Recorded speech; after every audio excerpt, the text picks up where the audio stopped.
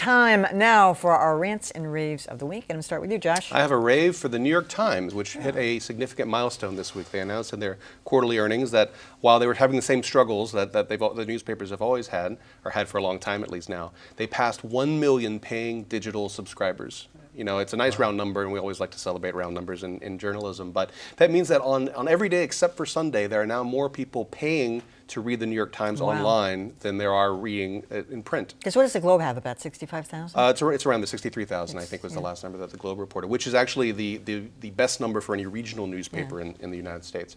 But the Times, the Wall Street Journal, and the Financial Times have been ahead of the curve in terms of getting this digital readership. And for people who are concerned about the New York Times, a very important institution no matter what you think about it, the fact that they've been able to build a business model that generates almost $200 million a year and 1 million subscribers is an important milestone. Great. Marjorie?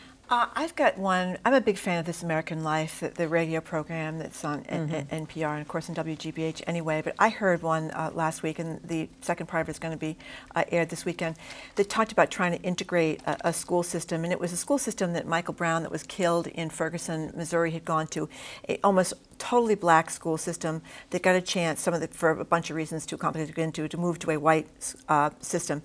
And This American Life documents the reaction of the white families, and you just can't quite believe it in 2015, saying things like, one of the mothers got up and said, well, you know, one of the drug-sniffing dogs is going to come in, and my kid's going to get stabbed, and where are the metal detectors, and all that kind of stuff.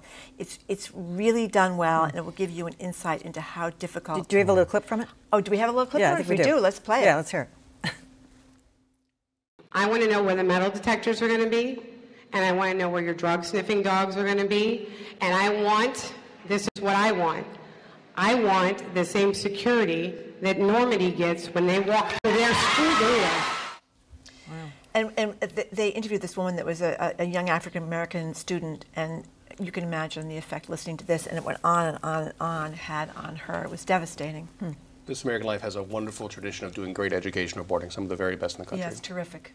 All right, George.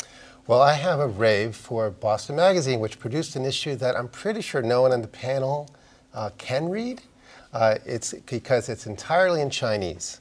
Wow. Isn't it amazing? Just coming out now, Boston Magazine decided to repackage its Best of Boston and some other things, and exclusively serve what is a burgeoning community of tourists and others coming in from China.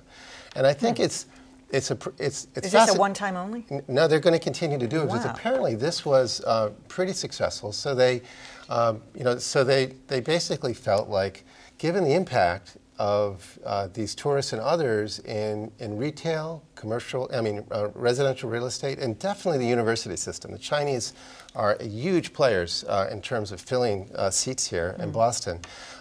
There was just critical mass. And so idea. It is brilliant, and it was bold, but it was also been right in front of everyone's faces for a while, and they just decided to act, and I give them a lot of credit for it. It is brilliant. All right. Joanna. So I have a little rant against Stephen Colbert, who just today announced the first guest on The Late Show, which he's helming starting on September 8th. And it's not Doris Kearns Goodwin, and it's not Samantha Power, and it's not even Neil deGrasse Tyson. It's George Clooney. And even though I know George Clooney tries to be a substantive celebrity, it still feels like the end of an era and this inexorable shift from smart takes on the news to celebrity plug fest for every movie that's coming up. You know, this is what the show is going to be, and we have to accept it, although I'm sure he will still get presidential candidates like Donald Trump. But it's not just George Clooney. George Clooney was the first one announced, the first guest announced. He'll be the number one I love marquee the commercial with Mitt Romney, though. Have you seen it? No. The ad for the show, and he walks up to him and says, you know, he's talking about various characters and staying in character. He says, and you look just like Mitt Romney. You're just like his character. I am Mitt Romney. It was like very, very cute. Anyway, you got to see it. I hope he's good. All right. Well, you can all join in on this. I have a rave tonight for Jon Stewart. Everybody's been giving him send-offs. I saw Scott Pelley did a really cute piece with him on him last night, and all the networks have done it. And last night was kind of a dilemma because I was watching the debate and I wanted to watch the aftermath of the debate, so I kind of stuck with that stuff.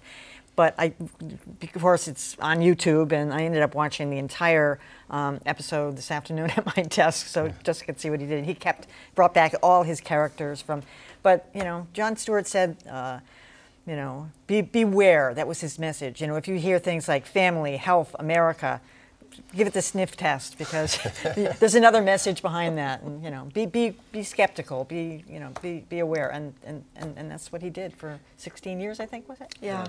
Well, I have 3 20-something children, and they're all devastated because you know, the cliche line is that that's where young people get their news. That isn't the only place, but they are devoted fans. So Colbert and Stewart have been like a double whammy for them, and they're crushed.